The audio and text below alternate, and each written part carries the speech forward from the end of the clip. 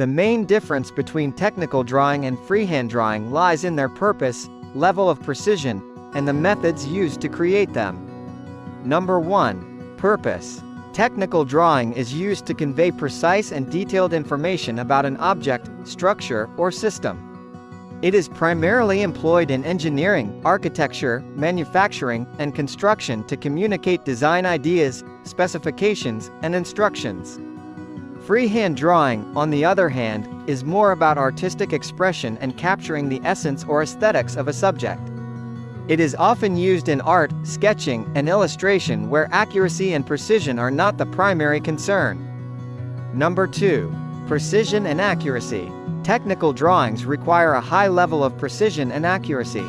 They must adhere to specific standards and conventions to ensure clarity and consistency.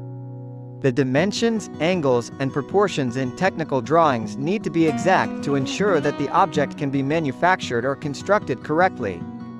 Freehand drawings are more subjective and allow for a certain level of artistic interpretation. They do not necessarily need to be precise or adhere to strict guidelines, as the focus is more on capturing the overall concept or impression of the subject. Number 3. Tools and methods.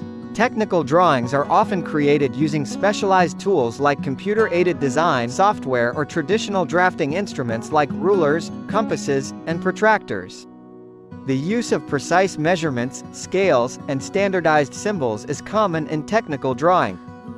Freehand drawings are created without the aid of specialized tools or instruments.